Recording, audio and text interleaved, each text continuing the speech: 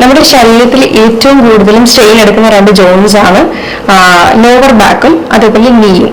അപ്പൊ മുട്ടുവേദന എന്ന് പറയുന്നത് ചെറിയ പ്രായക്കാരിൽ മുതൽ വലിയ ആളുകളിൽ വരെ അലട്ടുന്ന ഒരു പ്രശ്നമാണ്. അപ്പൊ ഇത് നമുക്ക് എങ്ങനെ വീട്ടിൽ നിന്ന് മാനേജ് ചെയ്യാം, ഇതിന്റെ കാരണങ്ങൾ എന്തൊക്കെയാണ് എന്നൊക്കെയാണ് നമ്മൾ ഈ വീഡിയോയിലൂടെ നോക്കുന്നത്. എന്റെ പേര് doctor Sandra Ajith, medical officer, Prana nature care centre, Kollam district.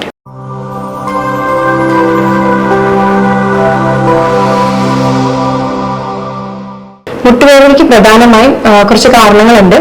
30% അതിൽ വരുന്നത് ന്യൂട്രിയൻ ഡെഫിഷ്യൻസീസ്, അമിതവണ്ണം, പിന്നെ വേറെ സ്പോർട്സ് ഇഞ്ചുറീസ്, ഫ്രാക്ചർ, ട്രോമ, അങ്ങനെയുള്ള കാരണങ്ങൾ കൊണ്ടാണ് 30% മുട്ടുവേദനകൾ ഉണ്ടാകുന്നത്. എന്നാൽ 70% മുട്ടുവേദനകൾ ഉണ്ടാകുന്നത് എല്ല് തേയ്മാനം മൂലമാണ്. നമ്മുടെ ശരീരത്ത് ദിവസവും കോടാനുകോടി കോശങ്ങളാണ് നശിച്ചുകൊണ്ടിരിക്കുന്നത്. എന്നാൽ അത്രയും തന്നെ പുനർജനിക്കുന്നുണ്ട്. ഇതേ കാരണങ്ങൾ തന്നെയാണ് നമ്മുടെ ജോയിൻസിന്റെ കാര്യത്തിൽ വരുമ്പോൾ. അപ്പൊ ഇങ്ങനെ എനിക്കുന്ന സമയത്ത് ഇതേപോലെ ന്യൂട്രിയൻസിന്റെ ഡെഫിഷ്യൻസി മൂലം ഈ എല്ലുകളിൽ തേയ്മാനം വരാനായിട്ടുള്ള ചാൻസ് കൂടുതലാണ്. ഇതിന്റെ ലക്ഷണങ്ങൾ എന്ന് പറയുമ്പോൾ മുട്ടിലുണ്ടാകുന്ന നീർക്കെട്ട്, വേദന, മുട്ട് മടക്കാൻ പ്രയാസം, അതേപോലെ ഒരിടത്തുനിന്ന് എണീറ്റിട്ട് ഇരിക്കാനും ഇരുന്നിട്ട് എണീക്കാനും ഒക്കെ ഉള്ള പ്രയാസവും, പിന്നെ ഒരു സൈഡിലെ മുട്ട് ഏകദേശം തേയ്മാനം ആകുമ്പോഴത്തേക്കും അടുത്ത സൈഡിലേക്ക് വേദനയും കാര്യങ്ങളൊക്കെ വരുമ്പോഴത്തേക്കും അടുത്ത സൈഡിലേക്കാണ് പ്രഷർ കൊടുത്തിട്ട് നിൽക്കുന്നത്. അപ്പൊ ആ മുട്ടും ഇതേപോലെ തേഞ്ഞു വരുമ്പോഴത്തേക്കും അങ്ങനെയാണ് ഇതിന്റെ മെയിനായിട്ടുള്ള ലക്ഷണങ്ങൾ കണ്ടുവരുന്നത്. കാൽമുട്ടിന്റെ വേദന എല്ലാ പ്രായക്കാരിലും കണ്ടുവരുന്ന ഒന്നാണ്. അതായത് കുട്ടികളിൽ 4 തൊട്ട് 10 വയസ്സുള്ള കുഞ്ഞുങ്ങളിലാണെങ്കിൽ ഇത് റഫേർഡ് പെയിൻ ആയിട്ടാണ് കാണിക്കുന്നത്. അതായത് അവരുടെ അരക്കെട്ടിൽ നീർക്കെട്ടോ കാര്യങ്ങളോ എന്തെങ്കിലും ഉണ്ടെങ്കിൽ അത് മുട്ടുവേദനയായിട്ടാണ് പ്രസന്റ് ചെയ്യുന്നത്. എന്നാൽ കൗമാരക്കാരിൽ ഇത് കോൺട്രോ മലേഷ്യ പറ്റില്ല, അതായത് റണ്ണേഴ്സ് നീ എന്നറിയപ്പെടുന്ന ഒരു കണ്ടീഷൻ മൂലമാണ് ഇത് വരുന്നത്. ഇതിന്റെ ആ ഒരു തരുണാസ്ഥി, അതായത് ആ ഒരു ഇടയിലുള്ള തരുണാസ്ഥി സോഫ്റ്റൻ ആവുകയാണ് ചെയ്യുന്നത്. ഇതിന് കാരണം എന്തെങ്കിലും ഇഞ്ചുറിയോ അല്ലെങ്കിൽ മുട്ടിന്റെ അമിതമായിട്ടുള്ള ഉപയോഗം മൂലമാണ് ഈ ഒരു കണ്ടീഷൻ വരുന്നത്. മുതിർന്നവരിൽ മുട്ടുവേദന വരുന്നത് ഓസ്റ്റിയോ ആർത്രൈറ്റിസ് എന്ന കണ്ടീഷനാണ്. ഏതെങ്കിലും തരത്തിലുള്ള വാദം അല്ലെങ്കിൽ ആമവാദം, പിന്നെ ഗൗട്ടി ആർത്രൈറ്റിസ്, ഇങ്ങനെയുള്ള കണ്ടീഷൻസിലാണ് മുതിർന്നവരിൽ മുട്ടുവേദനയുടെ കാരണങ്ങളായിട്ട് വരുന്നത്. അതുകൂടാതെ ന്യൂട്രീഷണൽ ഡെഫിഷ്യൻസീസ് ഉള്ളവർക്കും ഈ പറയുന്ന മുട്ടുവേദന പ്രസന്റ് ചെയ്യുന്നുണ്ട്. അതുപോലെ തന്നെയാണ് ഓവർ വെയിറ്റ് ആയിട്ടുള്ളവർക്കും മുട്ടുവേദന പ്രസന്റ് ചെയ്യുന്നുണ്ട്. ഓവർ വെയിറ്റ് എന്ന് പറയുമ്പോൾ നമുക്ക് ശരീരത്തിന് താങ്ങാവുന്നതിനും അപ്പുറം വരുമ്പോഴത്തേക്കും മുട്ടിന് അത് ഒരുപാട് സ്ട്രെസ്സാണ് കൊടുക്കുന്നത്. അപ്പം മുട്ടിന് നമ്മൾ 1 കിലോ കുറയ്ക്കുകയാണെങ്കിൽ തന്നെയും 3 കിലോയോളമാണ് മുട്ടിന് അവിടെ കുറഞ്ഞു വരുന്നത്. അപ്പോൾ മാക്സിമം ഒന്ന് വെയിറ്റ് കൺട്രോൾ ചെയ്യാനായിട്ട് തന്നെ നമ്മൾ ശ്രദ്ധിക്കേണ്ടതാണ്.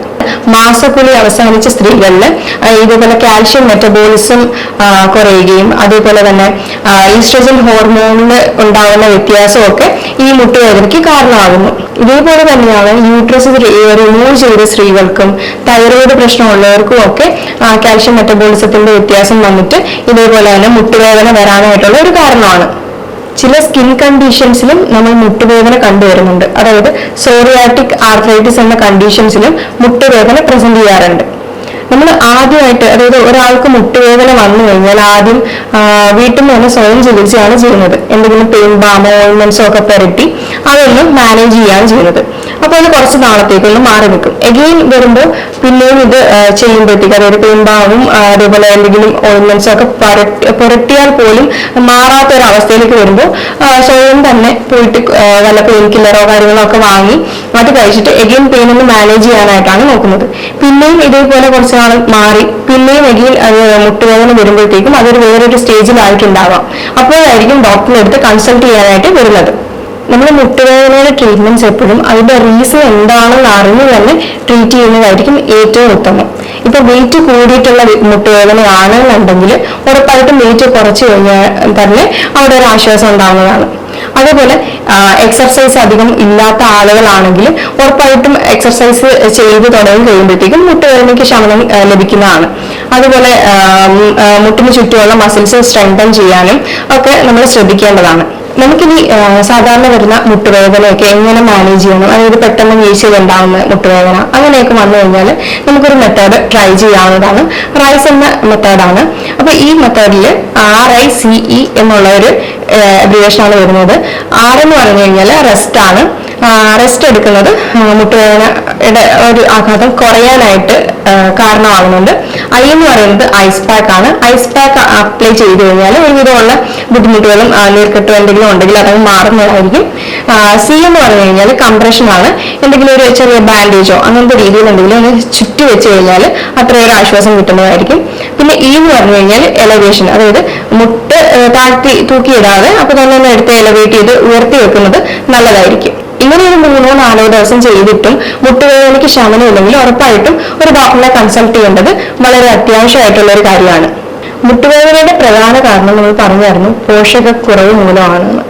അതേപോലെ ഒരുപാട് ഷുഗർ ഇൻടേക്ക് എടുക്കുന്നവർക്കും നമ്മുടെ ന്യൂട്രിയൻസ് അധികമായിട്ട് അബ്സോർവ് ആവത്തില്ല. അപ്പോൾ ഈ ഷുഗർ കൂടുതൽ ചെന്ന് കഴിഞ്ഞാൽ നമുക്ക് തേയ്മാനം ഉണ്ടാവാനുള്ള ചാൻസ് കൂടുതലാണ്.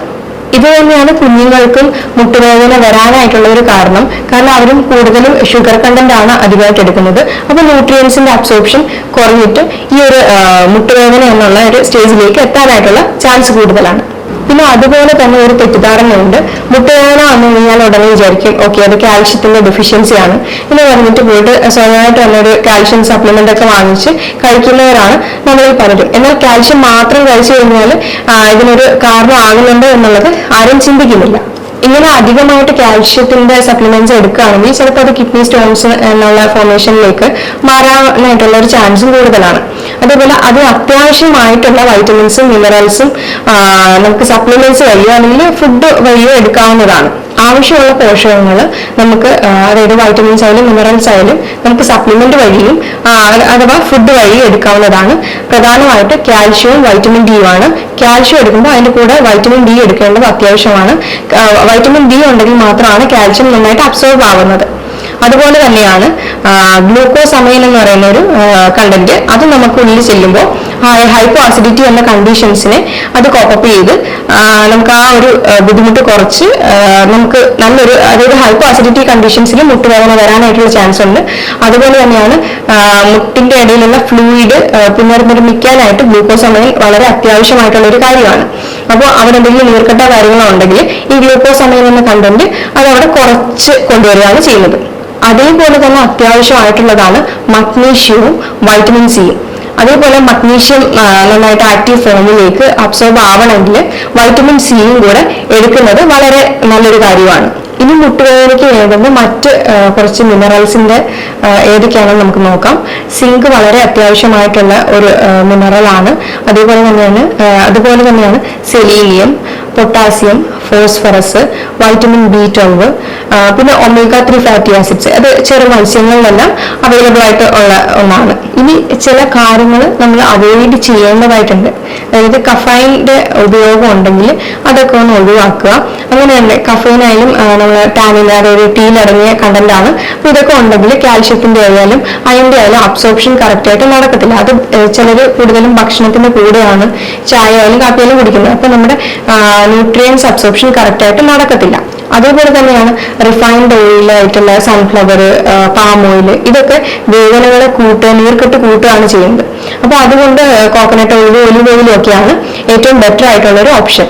പിന്നെ ഷുഗർ കണ്ടന്റ് ഒക്കെ അധികമായിട്ട് എടുക്കുന്നവരാണെങ്കിൽ അതായത് പല ബേക്കറി പലഹാരങ്ങളിലും ഹൈ ഫ്രക്ടോസ് കോൺ സിറപ്പ് അടങ്ങിയ ബേക്കറി ഐറ്റംസിലും സോഫ്റ്റ് ഡ്രിങ്ക്സ് അങ്ങനെയുള്ള സാധനങ്ങളൊക്കെ മാക്സിമം ഒന്ന് കുറച്ച് നമ്മൾ കൂടുതലും ഇൻക്ലൂഡ് ചെയ്യാൻ നോക്കുക. വെജിറ്റബിൾസും ഫ്രൂട്ട്സും ഒക്കെ നന്നായിട്ട് നമ്മുടെ ഭക്ഷണത്തിൽ ഉൾപ്പെടുത്താനായിട്ട് ശ്രദ്ധിക്കുക. ഇനി ആൽക്കഹോൾ സ്മോക്കിംഗ് ഒക്കെ ഉള്ളവരാണെങ്കിൽ അത് ഉറപ്പായിട്ടൊന്ന് ക്വിറ്റ് ചെയ്ത് കഴിഞ്ഞാൽ നല്ലൊരു മാറ്റം തന്നെ നമുക്ക് കാണാൻ പറ്റും. പിന്നെ ഞാൻ പറയാം, ലീക്കി ഗട്ട് എന്ന കണ്ടീഷൻസും ഇതേപോലുള്ള പല ബുദ്ധിമുട്ടുകളും നമുക്ക് കോസ് ചെയ്യുന്നുണ്ട്. പ്രത്യേകിച്ചും റുമറ്റോയ്ഡ് ആർത്രൈറ്റിസ്, ആമവാദം പോലെയുള്ള ബുദ്ധിമുട്ടുകളിലും ഈ മുട്ടുവേദന പോലുള്ള പ്രശ്നങ്ങൾ കണ്ടുവരുന്നുണ്ട്. അപ്പോൾ അങ്ങനെയുള്ള പ്രശ്നങ്ങളെല്ലാം നമുക്ക് ജീവിതശൈലി മാറ്റത്തിലൂടെ തന്നെ ചെയ്യാവുന്നതാണ്. എക്സസീവ് ബാക്ടീരിയ ടോക്സിൻസ് ഒക്കെ ഉണ്ടെങ്കിൽ അത് നമുക്ക് അതായത് വായിനാറ്റം അങ്ങനെയൊക്കെ എന്തെങ്കിലുമൊക്കെ ഉണ്ടെങ്കിൽ നമുക്ക് ഓയിൽ പുള്ളിങ് വളരെ നന്നായിട്ട് ഹെൽപ്പ് ചെയ്യുന്ന ഒന്നാണ്. രാവിലെ ഒരു കവിള് കോക്കനട്ട് ഓയിൽ വായിൽ നന്നായിട്ട് കുറച്ചു നേരം വെച്ചിട്ട് അത് കൊപ്പിളിച്ച് കളഞ്ഞു കഴിഞ്ഞാൽ നമുക്കൊരു നല്ലൊരു ആശ്വാസം കിട്ടുന്ന ഒരു റെമഡിയാണ്. ഇനി നമുക്ക് നോക്കാവുന്നത് ക്രൂസിഫറസ് വെജിറ്റബിൾസ് ആയ കോളിഫ്ലവർ, ബ്രൊക്കോളി, ക്യാബേജ് ഇതൊക്കെ നമ്മുടെ ഭക്ഷണത്തിൽ ഇൻക്ലൂഡ് ചെയ്യുന്നത് വളരെയധികം നല്ലതാണ്. പിന്നെ ഇലക്കറികളൊക്കെ ഇൻക്ലൂഡ് ചെയ്യുന്നത് വളരെ നല്ലതാണ്. പലതരത്തിലുള്ള ബെറീസ് നമ്മുടെ ഫുഡിൽ ഇൻക്ലൂഡ് ചെയ്യുന്നത് വളരെ നല്ലതാണ്. ഇത് വൈറ്റമിൻസും ആന്റി ഓക്സിഡന്റ് റിച്ച് ആണ്. പ്രധാനമായിട്ട് സ്ട്രോബെറി, ബ്ലൂബെറി, ബ്ലാക്ക്ബെറി ഇതൊക്കെ നമുക്ക് ഇൻക്ലൂഡ് ചെയ്യുന്നത് വളരെ നല്ലതാണ്. ഈ ഹെർബ്സ് ആയിട്ടുള്ള വെളുത്തുള്ളി, പിന്നെ ഇഞ്ചി ഇതൊക്കെ കഴിക്കുന്നത് ആന്റി ഇൻഫ്ലമേറ്ററി പ്രോപ്പർട്ടി ഉള്ളതാണ്. അപ്പൊ ഇത് നമ്മുടെ മുട്ടുവേദനയായാലും നീർക്കെട്ടായാലും കുറയ്ക്കുന്ന ഒന്നാണ്. ഇനി മുട്ടുവേദന അനുഭവിക്കുന്നവരാണെങ്കിൽ അവർക്ക് 2 സൂപ്പർ ഫുഡ് പറഞ്ഞു തരാൻ പറ്റും. എങ്ങനെയാണെന്ന് വെച്ച് കഴിഞ്ഞാൽ ആദ്യത്തേത് റാഗി പൗഡർ റോസ്റ്റ് ചെയ്തെടുക്കാം നന്നായിട്ട്. എന്നിട്ട് അതിലേക്ക് കുറച്ച് ബദാം ആഡ് ചെയ്യുക, കുറച്ച് കാഷ്യൂസ് ആഡ് ചെയ്യുക, കുറച്ച് എള്ള്, പിന്നെ കോക്കനട്ട് ഓയിൽ, ഇതെല്ലാം കൂടെ മിക്സ് ചെയ്ത് ഡേറ്റ്സും കൂടെ ആഡ് ചെയ്യുക. ഡേറ്റ്സും കൂടെ ഒബേസിറ്റി ഉള്ളവർ, അമിതവണ്ണം ഉള്ളവരാണെങ്കിൽ ഡേറ്റ്സ് ആഡ് ചെയ്യണമെന്നില്ല. ഇതെല്ലാം കൂടെ ആഡ് ചെയ്ത് മിക്സ് ചെയ്തിട്ട് ഒരു ബോൾസ് പോലെ ആക്കി വെക്കുക. എന്നിട്ട് ഇത് ഒരു നേരത്തെ ഫുഡായിട്ട് എടുക്കുകയാണെങ്കിൽ ഇതിനകത്തുള്ള ന്യൂട്രിയൻസും വൈറ്റമിൻസ് ഒക്കെ, വൈറ്റമിൻസ് ആയാലും മിനറൽസ് ആയാലും നമ്മുടെ ഈ എല്ല് തേയ്മാനത്തിനും ഒക്കെ ബെറ്റർ ആയിട്ടുള്ളൊരു ഫുഡ് ഓപ്ഷനാണ്. അതുപോലെ തന്നെയാണ് ബോൺ ബ്രോത്ത് സൂപ്പ്. എല്ല് കൊണ്ടുണ്ടാക്കിയ സൂപ്പ് കഴിക്കുകയാണെങ്കിൽ ഇതിനകത്ത് ഗ്ലൂക്കോസമൈനും കൊളാജനും ഒക്കെ ഒരുപാട് അടങ്ങിയിട്ടുണ്ട്. അപ്പൊ ഇതും നമുക്ക് നല്ലൊരു റെമഡിയാണ്. ഇനി വെയിറ്റ് കാരണമാണ് മുട്ടുവേദന അനുഭവിക്കുന്നെങ്കിൽ വെയിറ്റ് റിഡക്ഷൻ ചെയ്യുക. വെയിറ്റ് റിഡക്ഷൻ അതായത് അതിനൊരു ഇക്വേഷൻ ഉണ്ട്. എങ്ങനെയാണെന്ന് വെച്ച് കഴിഞ്ഞാൽ ഹൈറ്റ് ഇൻ സെന്റിമീറ്റർ മൈനസ് 110 എന്നുള്ള രീതിയിൽ നോക്കി കഴിഞ്ഞാൽ നമ്മുടെ ഐഡിയൽ വെയിറ്റ് കിട്ടും. ഇപ്പോ 170 സെന്റിമീറ്റർ ഉള്ള ഒരാളാണെങ്കിൽ മൈനസ് 110 ചെയ്യുകയാണെങ്കിൽ കറക്റ്റ് 60 കിട്ടുന്നത്. അപ്പൊ അങ്ങനെ ചെയ്യുമ്പോൾ അതാണ് ആ ആളുടെ ഐഡിയൽ വെയിറ്റ് ആയിട്ട് വരുന്നത്. അപ്പൊ ഇങ്ങനെ നോക്കിക്കഴിഞ്ഞാൽ നമ്മുടെ വെയിറ്റ് ഒന്ന് മാനേജ് ചെയ്തുകൊണ്ട് നമുക്ക് പോകാനായിട്ട് കഴിയും. ഇനി ഇതിന് നാച്ചുറോപ്പതി ലെവലിൽ നോക്കുകയാണെങ്കിൽ ഒരുപാട് ടൈപ്പ് ട്രീറ്റ്മെന്റ്സ് അവൈലബിൾ ആണ്. പ്രത്യേകിച്ചും acupuncture, acupressure, physiotherapy, massage, yoga ഇതൊക്കെ ചെയ്തു കഴിഞ്ഞാൽ തന്നെ ഇതിന് നല്ലൊരു റിലാക്സേഷൻ തന്നെ കിട്ടുന്നതായിരിക്കും. സ്റ്റാർട്ടിങ്ങിൽ തന്നെ മുട്ടുവേദന കണ്ടെത്തി ട്രീറ്റ് ചെയ്യുകയാണെങ്കിൽ ഒരുപാട് മാറ്റങ്ങൾ നമുക്ക് കൊണ്ടുവരാൻ കഴിയും. ഇത് ലേറ്റ് ആകും തോറും അതിന്റെ ബുദ്ധിമുട്ടുകളാണ് കൂടിക്കൊണ്ടിരിക്കുന്നത്. ഇനി നമുക്ക് വീട്ടിൽ തന്നെ ഇതെങ്ങനെ മാനേജ് ചെയ്യാം, അതായത് ഒരു പരിധി വരെയുള്ള മുട്ടുവേദന നമുക്ക് വീട്ടിൽ തന്നെ മാനേജ് ചെയ്യാനായിട്ട് കഴിയും. അതിന് നമുക്ക് വീട്ടിൽ തന്നെ ചെയ്യാവുന്ന കുറച്ച് എക്സസൈസ് തെറാപ്പി ഏതൊക്കെയാണെന്ന് പറഞ്ഞുതരാം.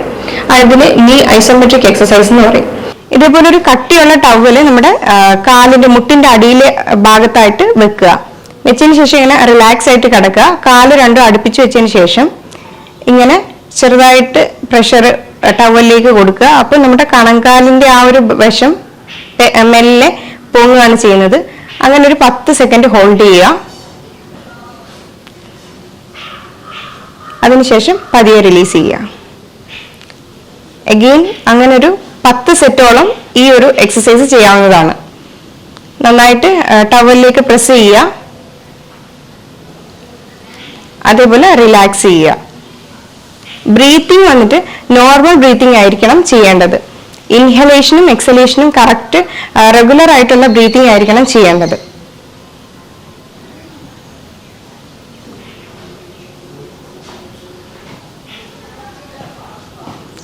ഇതാണ് ആദ്യത്തെ എക്സസൈസ്. ഇത് രണ്ടാമത്തെ എക്സസൈസ് ആണ്. മാറ്റിലേക്ക് ഇങ്ങനെ നിവർന്ന് കിടക്കുക. കാലുകൾ രണ്ടും അടുപ്പിച്ച് വെക്കുക, കൈകൾ രണ്ടും അടുപ്പിച്ച് വെക്കുക. ബ്രീത്തിങ് നോർമൽ ബ്രീത്തിങ് ആണ്. ഇത് ഒരു 10 സെറ്റോളം ചെയ്യാവുന്നതാണ്.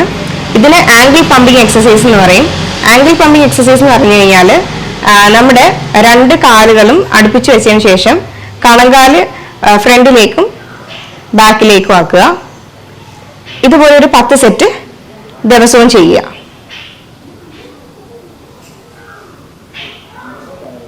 അപ്പൊ ഇങ്ങനെ ചെയ്യുമ്പോൾ മസിൽസും അവിടുത്തെയുള്ള പേശികളെല്ലാം സ്ട്രെങ്തൻ ആവുകയാണ് ചെയ്യുന്നത്. ഇനി മൂന്നാമത്തെ എക്സർസൈസ് ആണ്. കാലുകൾ രണ്ടും നേരെ വെക്കുക, കൈകൾ രണ്ടും ശരീരത്തോട് അടുപ്പിച്ച് വെക്കുക. എന്നിട്ട് ഓരോ കാലുകളായിട്ട് മാറ്റിൽ കുത്തി വെക്കുക. എന്നിട്ട് ചെറിയൊരു ഗ്യാപ്പ് കാലിന്റെ ഇടയിൽ കൊടുക്കുക.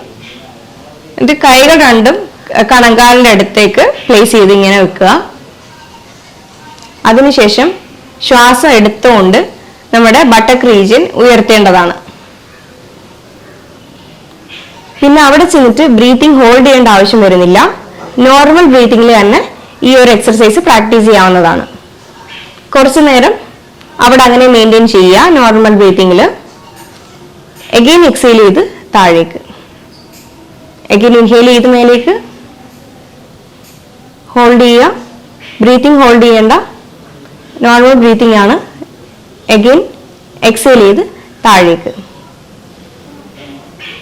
അങ്ങനെ ഒരു പ്രാവശ്യം കൂടി ചെയ്യാം.